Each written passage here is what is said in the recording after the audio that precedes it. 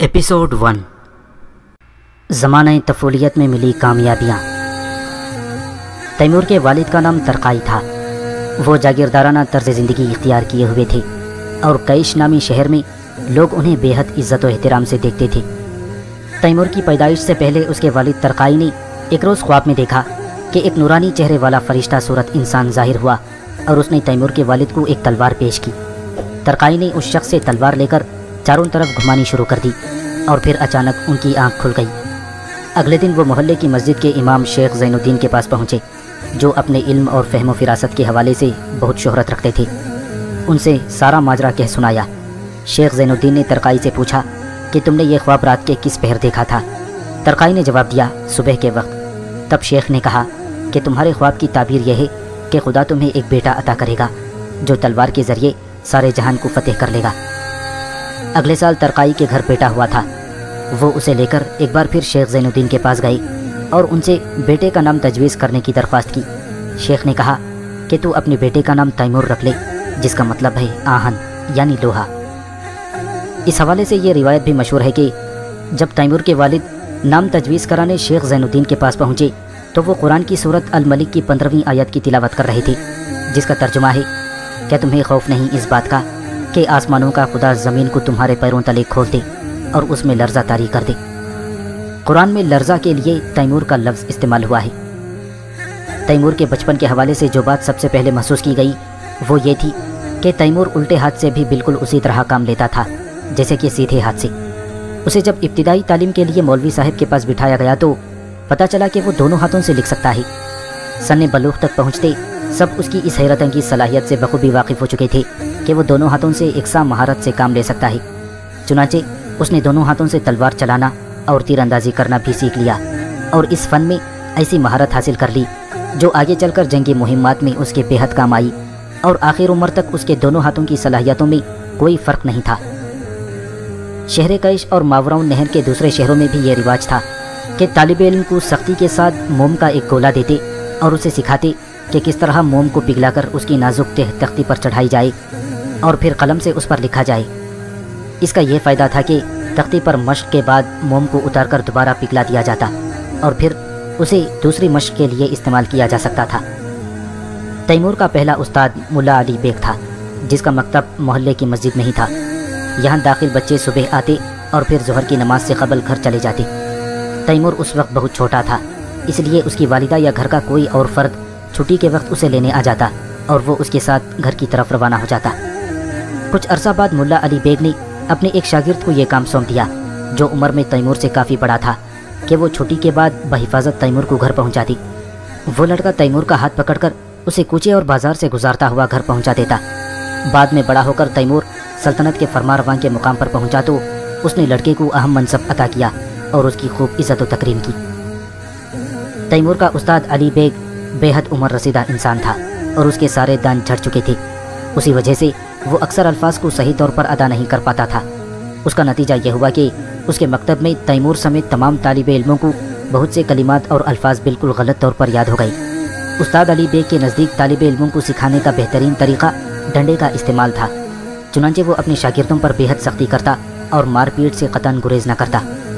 लेकिन हैरत अंगीज़ बात यह थी कि तैमूर को उसे कभी भी मार या झटकियाँ ना सुननी पड़ी थी। उसकी वजह यह थी कि तैमूर अपने उस्ताद की कही बातें फ़ौरन याद कर लेता था और अमलन भी बहुत अच्छी तरह बग़ैर गलती के किया करता था। एक दफ़ा मुल्ला अली बेग ने तैमूर के बाप को बुलाकर कहा कि इस बच्चे की कदर जानिए, न सिर्फ ज़हीन और दूसरे बच्चों से बहुत आगे है, बल्कि इसमें नाकाबिल यकीन सलाहियतें हैं। जब तैमूर की उम्र 7 साल हुई तो उसे एक दूसरे मदरसे में दाखिल करवा दिया गया। वहाँ उसके उस्ताद शेख शमसुद्दीन थे। वो अपने शागिर्दों को आम तालीम के अलावा कुरान सिखाते और अशार भी याद करवाते थे। उनकी आदत थी कि वो कुरान की तालीम हमेशा सूरह शम्स से शुरू करवाते। शायद उसकी वजह यह थी कि ख़ुद उनका नाम शम्स था। नए मकतब में भी तैमूर ने अपनी हैरानकुन सलाहियतों का मुजाहिरा किया, जिनमें एक उसका हैरत अंगीज़ हाफिज़ा भी था। शमसुद्दीन ने उसे जो कुरानी सूरतें याद करवाती वो फ़ौरन हिफ्ज़ कर लेता, जबकि बाकी शागिर्द कई दिन याद करने में लगा देते। उसने मकतब के पहले दिन ही सूरह शम्स को जो 15 आयत पर मुश्तमिल है हिफ्ज़ कर लिया था। चुनांचे उस्ताद ने तैमूर के वालिद को बुलवा कर कहा, मैंने अपनी सारी उम्र में कोई बच्चा इस कदर तेज़ और बासलाहियत नहीं देखा जितना तेरा बेटा है। پھر اس نے تیمور کو مخاطب کرتے ہوئے کہا کہ وہ اس سورت کو دوبارہ سنائے، اور جب تیمور نے وہ سورت تلاوت کی تو اس کے والد نے خوشی میں دونوں ہاتھ آسمان کی طرف اٹھا کر کہا، خداوند میرے بیٹے کی حفاظت فرما اور اسے زندہ و سلامت رکھ۔ شیخ شمس الدین نے تیمور کو قرآن کی دیگر صورتوں کا درس دینا شروع کر دیا۔ وہ اسے مختصر صورتیں یاد کرواتے تھے جو زیادہ تر مکے میں حضور اکرم صلی اللہ علیہ وسلم پر نازل ہوئی تھی۔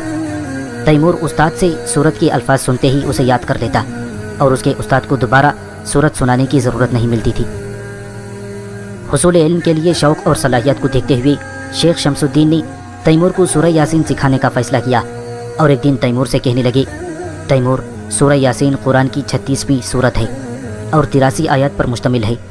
یہ مکے میں ہمارے پیغمبر صلی اللہ علیہ وسلم پر نازل ہوئی۔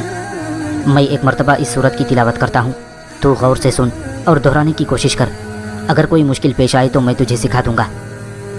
پھر انہوں نے پڑھنا شروع کیا، بسم اللہ الرحمن الرحیم، یاسین والقرآن الحکیم۔ پھر رک کر تیمور سے پوچھا، تو جانتا ہے کہ یاسین کے کیا معنی ہیں؟ تیمور نے کہا کہ یا کا مطلب جانتا ہوں کہ عربی زبان کے الفاظ میں سے ایک ہے اور کسی کو مخاطب کرنے کے لیے استعمال ہوتا ہے، لیکن میں نہیں جانتا کہ سین کے کیا معنی ہیں۔ شیخ نے اسے بتایا کہ سین کا مطلب ہے والے انسان، لیکن ہر انسان نہیں بلکہ ایک خاص انسان۔ تیمور نے کہا کہ اس کے خیال میں تو سین حروف ابجد کا ایک حرف ہے، اس کے معنی انسان کے ہوتے ہیں۔ یہ اس کے لیے حیرت کی بات ہے۔ اس پر شیخ نے وضاحت کی کہ تو ٹھیک کہتا ہے اور سین حروف ابجد میں سے ہے، لیکن یہ کلمہ سرح کا پہلا حرف ہے، اور عربی میں سرح کا مطلب ہے گل ریحان، اور خدا کو پیغمبر صلی اللہ علیہ وسلم سے اس قدر محبت تھی کہ وہ انہیں سورت میں آئی پھول کہہ کر مخاطب کرتا ہے۔ جب استاد نے سورہ یاسین کی تلاوت مکمل کر لی تو تیمور نے اپنا قرآن کھولا اور آہستہ آہستہ پڑھنا شروع کر دیا۔ چند بار دہرانے کے بعد اسے سورہ یاسین مکمل طور پر حفظ ہو گئی۔ مکتب میں تعلیم حاصل کرنے کے ساتھ ساتھ تیمور کی جنگی اور دفاعی تربیت بھی جاری رہی۔ مکتب سے فارغ ہو کر وہ قریبی چراگاہ میں چلا جاتا، جہاں اس کے والد نے اسے گھڑ سواری سکھانے کا انتظام کر رکھا تھا۔ ایک شخص اسے گھڑ سواری کے اسرار و رموز سکھاتا تھا۔ ایک روز اس نے تیمور کو بتایا کہ کسی جنگلی گھوڑے کو کس طرح قابو کرتے ہیں۔ اس شخص نے بتایا کہ نیم جنگلی گھوڑے پر سوار ہوتے وقت اس کی پچھلی ٹانگوں کے نزدیک نہیں جانا چاہیے کیونکہ گھوڑا دولتی مارتا ہے، اور اس کے سامنے بھی نہیں جانا چاہیے کیونکہ کاٹنے کو دوڑتا ہے، بلکہ دائیں یا بائیں طرف سے گھوڑے کے نزدیک آ کر الٹے یا سیدھے ہاتھ سے اس کی یال کو مضبوطی سے تھام لینا چاہیے۔ تاہم جیسے ہی گھوڑے کی یال گرفت میں آئے تو جانور بدک کر بے تحاشا بھاگنا شروع کر دے گا تاکہ سوار ہونے والے کو زمین پر پٹک سکے۔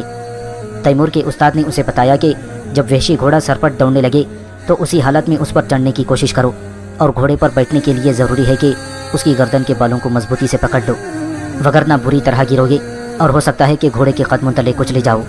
لیکن جیسے ہی گھوڑے کی پیٹھ پر پہنچو تو اپنی ٹانگوں سے اس کے پہلوؤں پر دباؤ ڈالو کہ اپنا توازن برقرار رکھ سکو، اور جب توازن قائم ہو جائے تو گھوڑے کی یال چھوڑ دو اور اسے جتنا چاہے دوڑنے دو۔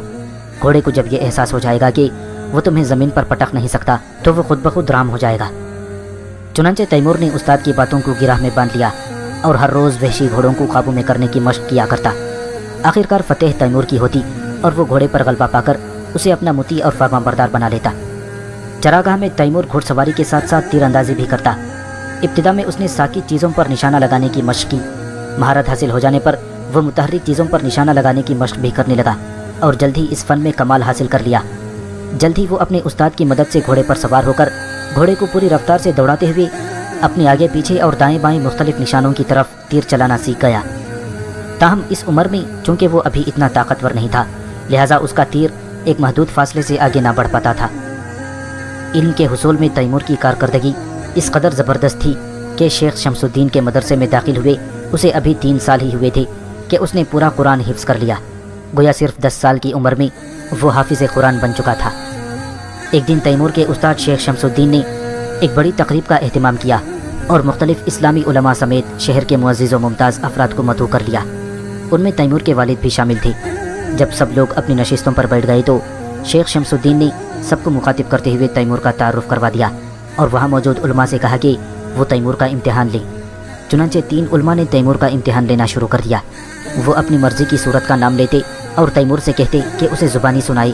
تیمور ان کی مطلوبہ سورہ مبارکہ کو اونچی آواز سے پڑھتا اور سننے والے بارک اللہ جزاک اللہ کہتے۔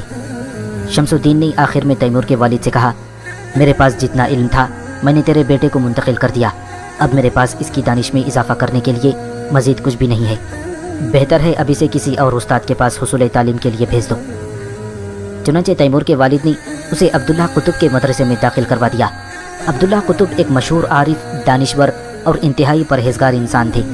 شہر کے معزز اور اعلیٰ طبقات کے لوگ اپنے بچوں کو ان کے پاس حصول تعلیم کے لیے بھیجا کرتے تھے۔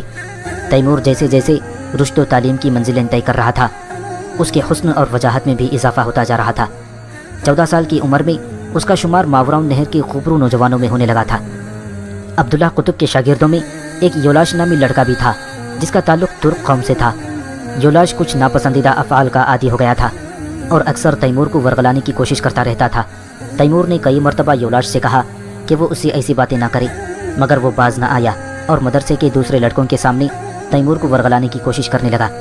اس سے یہ ہوا کہ مدرسے کے دوسرے لڑکے بھی تیمور کا تمسخر اڑانے لگے۔ ایک دن مدرسے سے واپسی پر یولاش تیمور کا پیچھا کرتا ہوا چراگاہ تک آ پہنچا۔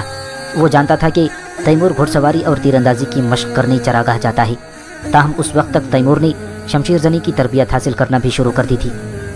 چراگاہ کے اس حصے میں جہاں تیمور کے والد کے مویشی چرا کرتے تھے، ایک چھوٹی سی کوٹری تھی جہاں تیمور اپنا سامان وغیرہ رکھتا تھا۔ وہاں پہنچ کر تیمور نے اپنی کمان اٹھائی اور ترکش کمر پر باندھ کر گھوڑے کی طرف روانہ ہو گیا۔ اسی اثنا میں یولاش اس کے پاس پہنچ گیا اور کہنے لگا، تیمور، تو میرے ساتھ بے رخی سے کیوں پیش آتا ہے؟ کیا تو جانتا نہیں میں نے اتنے سارے لڑکوں میں سے صرف تجھے دوستی کے لیے انتخاب کیا ہے؟ تجھے تو فخر کرنا چاہیے کہ میرے جیسا جاگیردار کا بیٹا تجھے۔ اچانک تیمور کو اس پر شدید غصہ آ گیا اور اس نے پلک جھپکتے ہی ایک تیر نکالا اور کمان میں رکھ کر یولاش کے سینے کی طرف روانہ کر دیا۔ تیمور کا پھینکا ہوا تیر شاید یولاش کے سینے میں اتر گیا اور وہ پیٹھ کے بل زمین پر گر گیا۔ کچھ دیر تڑپنے کے بعد اس کا جسم ہمیشہ کے لیے ساکت ہو گیا۔ یولاش وہ پہلا انسان تھا جو تیمور کے ہاتھوں قتل ہوا تھا۔ کچھ دیر لاش کے پاس کھڑے رہنے کے بعد اچانک تیمور کو خیال آیا کہ اس واقعے کی اطلاع اپنے باپ کو دینی چاہیے۔ تیمور کے والد ترقائی نے جب یہ سنا کہ اس نے ایک لڑکے کا خون کر دیا ہے تو وہ بے حد پریشان ہو گئے اور کہنے لگے، بہت برا ہوا، لڑکے کا باپ ایک نامی گرامی جاگیردار ہے اور وہ بہت جلد تمہارے تعاقب میں آن پہنچے گا۔ تیمور نے اپنے والد کے سامنے ساری حقیقت بیان کر دی اور دریافت کیا، کیا آپ کو یہ گوارا ہوتا ہے کہ ایک ترک لڑکا آپ کے بیٹے پر بری نظر رکھے اور ناشائستہ باتیں کرے اور آپ کا بیٹا صرف خاموشی سے برداشت کرتا رہے؟ ترقائی نے سمجھاتے ہوئے کہا، اگر تو مجھے پہلے بتا دیتا تو میں لڑکے کے باپ سے بات کرتا اور کہتا کہ وہ اپنے بیٹے کو متنبہ کرے، مگر اب سارے دروازے بند ہو چکے ہیں۔ سب سے پہلے تیمور سے یولاش کے بارے میں اس کے استاد عبداللہ قطب نے تحقیق کی۔ تیمور نے ان کے سامنے ایک کمرے میں ہونے والی گفتگو کے دوران سب کچھ سچ سچ بتا دیا اور وضاحت کی کہ یولاش اس کی طرف بری نظروں سے دیکھتا تھا اور اس کے پاس کوئی راستہ نہ بچا تھا۔ عبداللہ قطب نے پوچھا، کیا تمہارے سوا کوئی اور بھی یولاش کی ان حرکتوں سے واقف ہے؟ تیمور نے اپنے کچھ ساتھی طالب علموں کے نام بتا دیے۔ جب عبداللہ قطب نے ان سب کو بلا کر دریافت کیا تو انہوں نے تیمور کی باتوں کی تصدیق کر دی۔ تحقیق کے بعد عبداللہ قطب نے اپنا فتویٰ جاری کیا کہ یولاش کے قتل میں تیمور کا کوئی قصور نہیں اور وہ لڑکا چنگیزی قانون یاسا کی روح سے واجب القتل تھا۔ جب شہر کے داروغہ نے بھی اس بارے میں تفتیش کی تو وہ بھی اسی نتیجے پر پہنچا کہ یولاش یاسا کے مطابق قتل کا مستحق تھا، لہٰذا اس کا باپ نہ تو انتقام لے سکتا ہے اور نہ ہی خون بہا کا مطالبہ کر سکتا ہے۔ یولاش کے باپ نے بھی مجبوراً بیٹے کے قتل سے چشم پوشی کر لی، لیکن وہ جب تک زندہ رہا تیمور کو خصومت بھری نظروں سے دیکھتا رہا۔ وقت کے ساتھ ساتھ تیمور کی جسمانی قوت اور زور بازو میں بھی اضافہ ہو رہا تھا اور وہ محسوس کر رہا تھا کہ جیسی قوت اور طاقت اس میں ہے وہ دوسرے انسانوں میں نہیں۔ لڑکپن اور فن حرب میں مہارت۔ تیمور جب 16ویں سال میں پہنچا تو اس کے ہم عمر نوجوانوں میں سے کوئی بھی اس کا مقابلہ نہیں کر سکتا تھا۔ وہ تیر اندازی میں اس قدر ماہر تھا کہ اس جیسا نشانہ لگانا کسی کے بس کی بات نہیں تھی۔ کسی کا تیر اس کے چلائے ہوئے تیر سے زیادہ دور نہیں جا سکتا تھا۔ جب وہ آسمان کی طرف نشانہ لے کر پھینکتا تو اس کا تیر نظروں سے اوجھل ہو جاتا اور دیکھنے والے انگشت بدنگاہ رہ جاتے۔ اس زمانے میں تیمور ایک دلچسپ مشغلہ اپنائے ہوئے تھا جو بعد ازاں جنگی مہمات میں اس کے بے حد کام آیا۔ وہ اپنی چراگاہ میں 3 گھوڑوں کو بیک وقت بھاگنے پر مجبور کرتا اور جب تینوں سرپٹ دوڑ رہے ہوتے تو چھلانگ لگا کر ایک گھوڑے کی پیٹھ سے دوسرے اور پھر دوسرے سے تیسرے کی پیٹھ پر منتقل ہو جاتا، پھر یہی عمل دہراتے ہوئے پہلے گھوڑے کی پیٹھ پر پہنچ جاتا۔ یہی نہیں، اس نے ایک اور فن میں کمال مہارت حاصل کر لی تھی، وہ یہ کہ گھوڑے کی زین سے اتر کر اس کی رکاب میں اپنا پیر پھنسا لیتا और फिर घोड़े के दाएं या बाएं पहलू से लटकने की कोशिश करता। बाद में ये तरीक़ा उसके बेहद काम आया और मैदान जंग में दुश्मन के तीरों से बचने के लिए वो यही तरीक़ा इख्तियार करता था। उससे कई बार उसके घोड़े तो हिलाक हो जाते मगर वो खुद बच जाता। तीरंदाजी और शमशीर जनी के साथ साथ तैमूर ने तैराकी में भी बेहद महारत हासिल कर ली थी। जब दरिया तुग़यानी पर होते तो वो दरियाओं में कूद जाता और तूफ़ानी लहरों का मुकाबला करता हुआ दूसरे किनारे पर पहुंच जाता। उसके अलावा कमंद फेंकने में भी उसने ख़ास महारत हासिल कर ली थी। वो बड़ी चाबुक दस्ती से जंगली घोड़ों पर कमंद फेंकता और मतलूबा घोड़े की गर्दन गिरफ्त में लेकर उसके मुंह पर दहाना बांधता, फिर उस पर सवार होकर शहर की तरफ रवाना हो जाता। 16 साल की उम्र को पहुंचने तक वो अपने ज़माने के तमाम उलूम पर भी दस्तरस हासिल कर चुका था, सिवाय इल्म नुजूम के, जिससे उसे क़तन कोई दिलचस्पी ना थी। उन्हीं दिनों एक रोज़ तैमूर के वालिद उसे उसके दादा के मज़ार पर ले गए और वहाँ बनी हुई मस्जिद की तरफ इशारा करके कहने लगे, तैमूर, मैं तुम्हें बताना चाहता हूँ कि हम चुग़ताई ख़ानदान से ताल्लुक़ रखते हैं और हमारे अजदाद का सिलसिला नसब हज़रत नूह अलैहिस्सलातु वस्सलाम के फ़र्जंद याफ़त से जा मिलता है। हमारे ख़ानदान में जो पहला शख्स मुसलमान हुआ उसका नाम कराशरबून था और वो चुग़ताई का दामाद था और उसी वजह से उसे गोरगेन के नाम से पुकारते थे। गोरगेन यानी दामाद। बाद में यही नाम हमारी पहचान बन गया, इसीलिए मुझे भी गोरगेन कहते हैं और मेरे बाद तू भी इसी नाम से पुकारा जाएगा। यहाँ जो लोग दफन हैं वो सब हमारे आबा व अजदाद हैं और ये सब इस्लाम के मानने वाले थे। मेरे बेटे, तुम भी इन्हीं की तरह सच्चे दिल से इस्लाम के पैरोकार रहना और ये समझ लो कि दुनिया में कोई भी दीन मोहम्मदी सल्लल्लाहु अलैहि वसल्लम से बरतर और अफजल नहीं। कभी भी इस दीन से रोगर्दानी ना करना, हमेशा उलमाए दीन की इज़्ज़त व तकरीम करना, अक्लमंदों की दानिश से फैज़ हासिल करना, जहाँ तक कि हो सके मस्जिदें और मदरसे तामीर करवाना और अपनी जायदाद को मस्जिदों और मदरसों के लिए वक्फ कर देना। फिर तैमूर के वालिद तरकाई ने मौजू तब्दील करते हुए बेटे को शफ़क़त से देखा और कहने लगे, मेरे बेटे, अगरचे तुम्हारी उम्र अभी सिर्फ 16 बरस है, लेकिन बज़ाहिर तू 20 साला जवान नज़र आता है। तेरा कद भी इतना बढ़ चुका है कि मेरा सर तेरे कंधों तक आता है। तेरा चौड़ा सीना और मजबूत बाजू इस बात की दलील हैं कि तू अब जवानी की इस मंजिल पर पहुंच चुका है कि तुझे शादी कर लेनी चाहिए, ताकि मेरे बाद मेरी नस्ल की बका और मेरे ख़ानदान के दवाम की ज़मानत हो जाए और मैं इस सुकून के साथ दुनिया से रुखसत हो सकूं कि मेरी नस्ल के लोग इस दुनिया में बाकी हैं। तैमूर ने अपने बाप को जवाब दिया कि उसे शादी से क़तन दिलचस्पी नहीं। इस पर उसके वालिद मुताज्जुब हुए और दरियाफ़्त किया कि आखिर उसे शादी से क्यों दिलचस्पी नहीं है। तैमूर ने कहा कि उसे हुसूल इल्म, घुड़सवारी, शमशीर जनी, तीरंदाजी और नेज़ेबाजी का इतना शौक़ है कि वो फ़िलहाल शादी के बारे में सोचता तक नहीं। उसके वालिद ने समझाया, बेटे, ये सब चीज़ें अपनी जगह, मगर अज़दवाजी ज़िंदगी की अहमियत से इनकार नहीं किया जा सकता। ये दोनों अलग अलग चीज़ें हैं। एक मर्द को जवानी में ही शादी कर लेनी चाहिए ताकि उसकी औलाद जवान नस्ल से पैदा हो।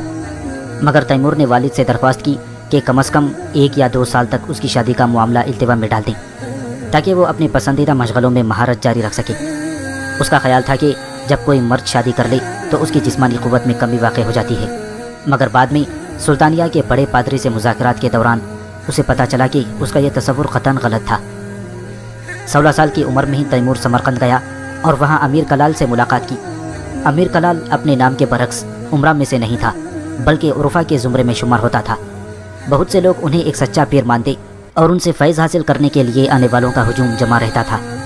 तैमूर के उस्ताद अब्दुल्लाह कुतुब ने उसे अमीर कलाल के पास भेजते हुए एक ख़त तहरीर करके दिया और कहा कि ये नामा अमीर कलाल की खिदमत में पेश कर देना, वो तुम्हें समरकंद में किसी किस्म की मुश्किल पेश नहीं आने देंगे। तैमूर समरकंद पहुंचकर अमीर कलाल की दरगाह में हाजिर हुआ और उन्हें अब्दुल्लाह कुतुब का ख़त पेश कर दिया। अमीर कलाल लंबी सफ़ेद दाढ़ी और मेहरबान आंखों वाले बुजुर्ग इंसान थे। उनकी उम्र 80 बरस के करीब थी। उन्होंने ख़त पढ़ने के बाद तैमूर की तरफ बगौर देखा, जो उस वक्त मजलिस के आखिर में दरवाजे के नज़दीक बैठा हुआ था। उन्होंने तैमूर से कहा, ऐ नौजवान, उठ और मेरे नज़दीक आ ताकि मैं तुझे अच्छी तरह देख सकूं। तैमूर अपनी जगह से उठकर लोगों के दरमियान से गुजरता हुआ अमीर कलाल के पास पहुंच गया। उन्होंने तैमूर से बैठने को कहा और बोले, तैमूर, मैंने तुम्हारे बाप का नाम सुन रखा है मगर उससे कभी नहीं मिला। अब्दुल्लाह कुतुब ने लिखा है कि तू हाफिज़ कुरान है और तुझे दुनिया भर के शायरों का इल्म याद है।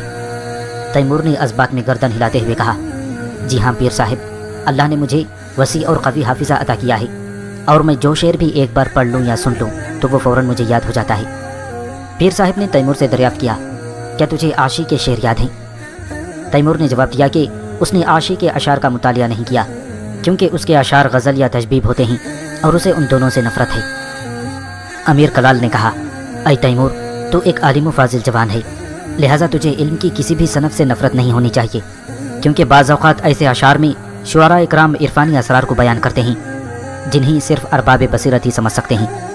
اس کے بعد امیر کلال نے عاشی کی ایک غزل پڑھی اور تیمور سے کہا کہ اگر تمہیں ایک دفعہ سننے سے ہی عربی اور فارسی کے شعر یاد ہو جاتے ہیں تو جو غزل میں نے پڑھی ہے کیا وہ تم دہرا سکتے ہو؟ تیمور نے بلا تعامل غزل کے اشعار سنا دیے۔ اس سے پہلے کہ امیر کلال کچھ کہتے، حاضرین میں سے ایک شخص اٹھ کر بولا، میرا خیال ہے کہ اس نوجوان نے عاشی کی مذکورہ غزل پہلے سے سن رکھی تھی، اس لیے اس روانی سے اس نے یہ اشعار سنا دیے ہیں۔ عربی زبان سے واقفیت رکھنے والے لوگ عاشی سے خوب واقف ہوتے ہیں، تاہم میرے پاس عربی کے کچھ ایسے اشعار موجود ہیں جنہیں آج تک کسی نے نہیں سنا، کیونکہ وہ اشعار میرے اپنے ہیں اور میں نے اب تک انہیں کسی کو نہیں سنایا۔ میں وہ شعر پڑھ کر سناؤں گا، اگر ایک مرتبہ سننے کے بعد یہ نوجوان ان اشعار کو دہرا دے تو میں یہ تسلیم کر لوں گا کہ اس کا حافظہ غیر معمولی ہے۔